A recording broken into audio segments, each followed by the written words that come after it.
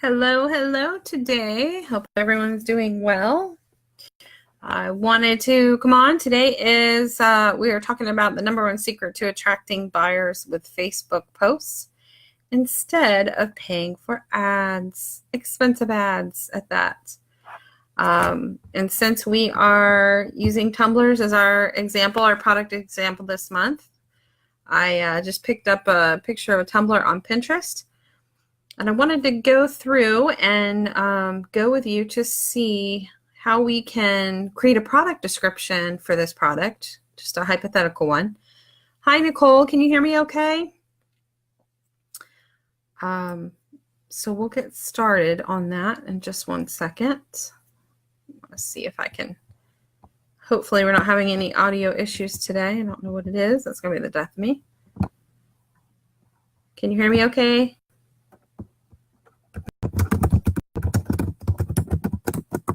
Let's get that checked out first. All right. So I'm just going to start talking. Okay. So the number one secret to attracting buyers using Facebook posts. So what's going on is that I see in the Tumblr communities, there's a lot of great posting, a lot of great Tumblrs. That is definitely the way to go as far as sharing your work, sharing the process. Nothing attracts. People hate to be sold to. So when you're not trying to sell them and you're just simply sharing, that's far more desirable. So you want to definitely do that. But there is a way to go about doing this, a way that allows you to really hit home with who you're talking to. And it's what I call the alluring exercise. This is something that you want to do whenever you're trying to sell any kind of product or service. You want to break it down and take inventory first of what that product does for people, how it makes them feel. And so I created like this spreadsheet based on what I've learned about this alluring exercise, and I want to share it with you. Okay, so it's very easy. I mean, easy in the sense of there's 2 steps. Okay. The first step is for you to brainstorm how your client or how your customer would feel, what would make them feel desirable, alluring, attractive, a high self-opinion, empowered, that sort of thing. What would make them feel those feelings by purchasing your product? Okay. So you want to spend time doing this. You want to spend time figuring this out because, again, it lets you zoom in on exactly who you're talking to. The problem that we have is that we just throw something up and we try to let the product describe itself or speak for itself when that's not going to do the job. Like, there's no reason for me to buy something from you if you can't tell me how it's going to improve my life somehow, or how I'm going to feel desirable or feel good, how it's going to make me feel good. Okay, remember I said that people are just inherently selfish. It's a survival primal thing. We just naturally, not in a negative way, but we naturally look out for ourselves first. What's in it for us? All right. So you have to do that legwork. You have to explain that to them. So here's the tumbler here. And it is of a mermaid. Okay, cool. So you can see, really pretty. Really, really pretty. All right, so here's the mermaid tumbler. It's an example of Pinterest. What would make a customer feel alluring, desirable, empowered to own a tumbler like this? What would make them feel that way? Okay, so we're going to use our worksheet to do that. So I'm going to do it live. We're just going to do a off the cuff, just example here. All right, so what I'm looking at, I love the blues, I love the purples. Mermaid's topless with long flowing hair. That just gives a sense of like wild abandon. What else? Desirable. I mean, oops. Desirable. What else? I can't see comments. I'm shifting through in case there are any. Again, special. I mean, we're totally doing rough draft stuff here. Okay, it's not edited copy at all. So I'm just writing down the words that I think that would make this customer feel holding this, owning this. Okay, because remember I said that these tumblers are an extension of self-expression. People carry these in some way, in many ways, to hope that somebody asks them about themselves, either if it's an occupational tumbler that reflects like you're a nurse or doctor or lawyer, it's a conversation starter for somebody to, because it's attractive. The tumblers that the craft community is making are beautiful. So it's a conversation starter. And hopefully the conversation is, how do I get one, so that you get more sales?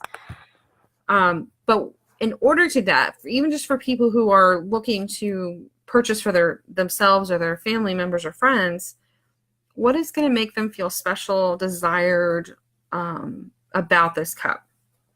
So this picture is kind of like the freedom, kind of like freedom of that we all wish we had, to just be free, that kind of thing. So once you have just brainstormed a list of just very basic words to kind of get in touch with how you think your customer is going to feel using this product. Okay. By the way, this is not my Tumblr off Pinterest. You can see. We're just using it as a visual example. Okay, so once you've kind of brainstormed your list of how you think it makes your customer feel, then you're going to go to step 2, and you're going to write specific scenarios that your customer could be in feeling this way. Let me elaborate. Let me give you an example here real quick. Let me show you this. So for example, let me give you an example. What would make a bachelor, okay, feel alluring? So he like, if you're an interior decorator and you are trying to help this customer of yours, this client of yours, redecorate his house, his home, what would make him feel alluring? Okay, so some examples I have are: feel like he's successful, feel like his home demonstrated the fact that he's successful, felt like people took him seriously, felt more powerful, felt like he's in charge of his future, felt like he isn't dependent on anyone, felt in control, felt like he had arrived, quote unquote, felt like he's proud of the life he built for himself. Lots of typos here. But you get the point. These are all ways in which you could see your client feeling into their product they're buying, this ownership. I hope this is making sense. So then when we're talking about step 2 of writing out specific scenarios, and this is so important because this is what you write in your Facebook copy. This is the kind of stuff. This is what I was talking about when I'm saying you have to spell it out for them. You have to put them in specific situations that they can see themselves with your tumbler, with your product in hand. Okay, so doing the interior decorating bachelor example, if a bachelor hired you as an interior decorator, he could see himself in these scenarios. So for example, when he invites his parents over on a Sunday, he could feel more alluring, more powerful, more successful, that whole thing. Okay, so when he invites a girl over, when he walks in the door after a long day at work and comes home to a beautiful place. So all these scenarios make him feel a certain way. It's your job to brainstorm a list of possible scenarios that your customer is going to feel holding a tumbler like this. Okay? Holding something like this, how would they feel about it? Because we're trying to identify why they'd want to buy it, and we're trying to be very specific. Okay? So if I were your customer and you had a tumbler like this, what situations could I see myself feeling all these alluring, powerful feelings? Well, when I go to work and people compliment my tumbler. Okay. At the gym, and cute guy starts a conversation around it. And my thinking here would be the mermaid, the way she's just sort of sexy, but in a kind of unassuming way.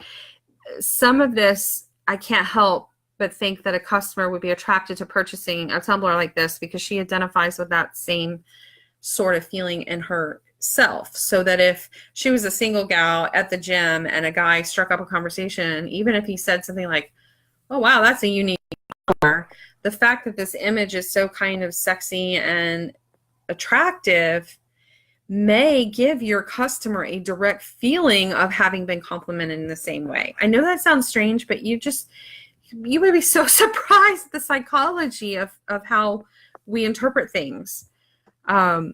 So in other words, this tumbler may represent a side of her that she may not show outwardly, but is there.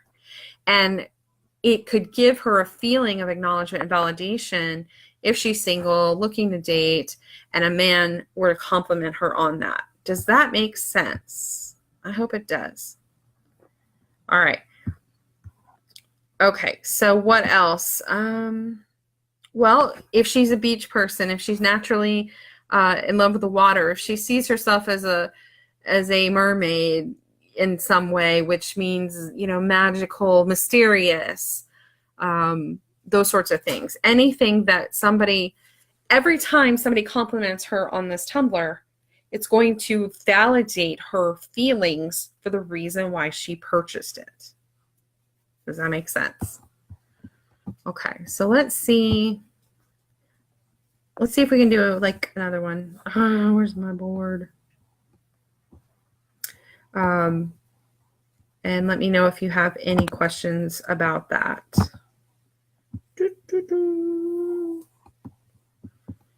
Tumblers. Let's just do a search. All right.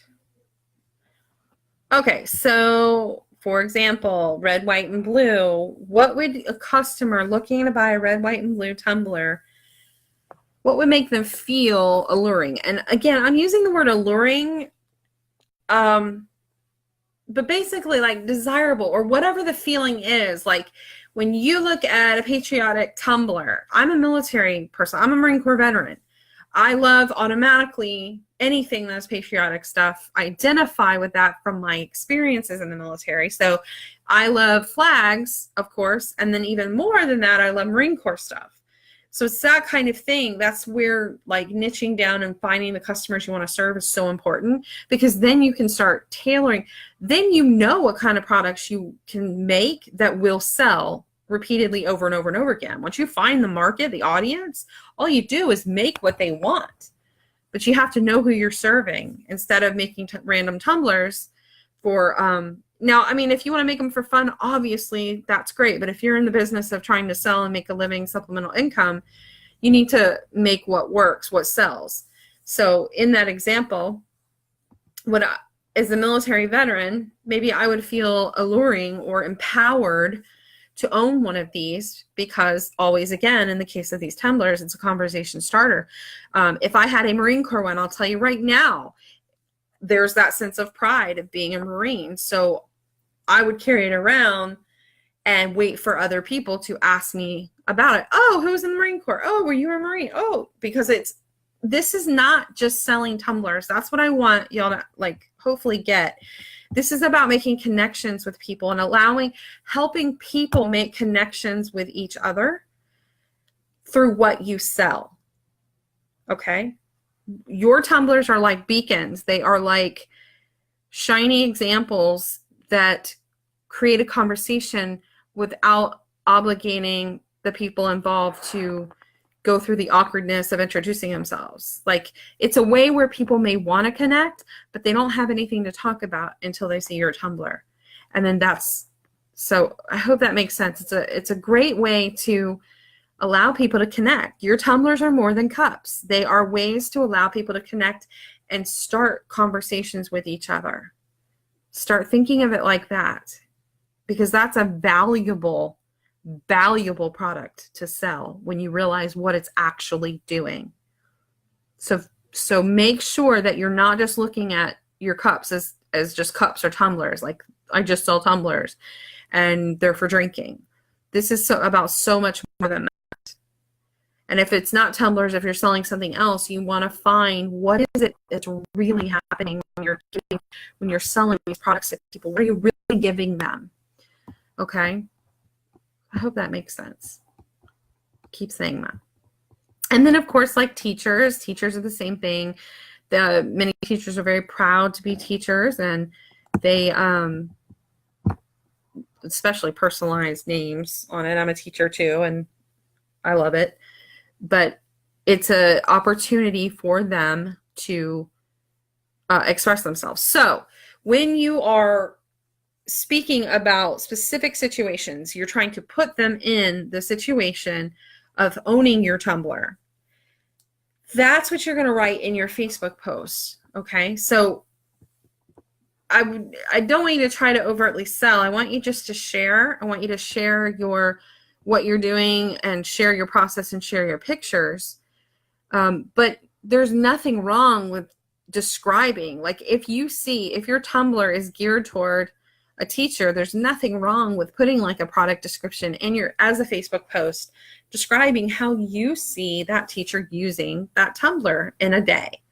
Like, stories always sell. Give your audience a reason to stop scrolling and look. And your Tumblr alone is going to draw attention if it's attractive. But then that only lasts so long. If you don't have something to go with it in the way of great product description or copy, they're just going to be like, oh, that's great, and move along. But if they know they can buy it from you, and not only that, but it's going to improve their life, that's an even bigger deal. It makes a bigger impression. Okay. So here's one: good times and tan lines. Does that evoke a picture in your mind, perhaps? Does that stand out in any way? For me, it's like the colors are kind of like this neon. It reminds me of the 80s, even though it doesn't have to be, but it reminds me of the carefree beach days glasses when you're young and you've got tan lines and it's the beach every day for summer. Somebody maybe who's sassy and free-loving would own something like this, and they want the world to know they're free-spirited and fun-loving and up for a good time and a beach day. All right. So, like, I can name millions of examples, but I'm hoping that you understand the concept of what I'm trying to say. Make sure that you are expressing how the customer would feel owning this, and place them in the exact situations, spell it out for them in which they would find themselves. All right. So if you have any questions, I will answer them after the live, and I will see you tomorrow. Have a great evening.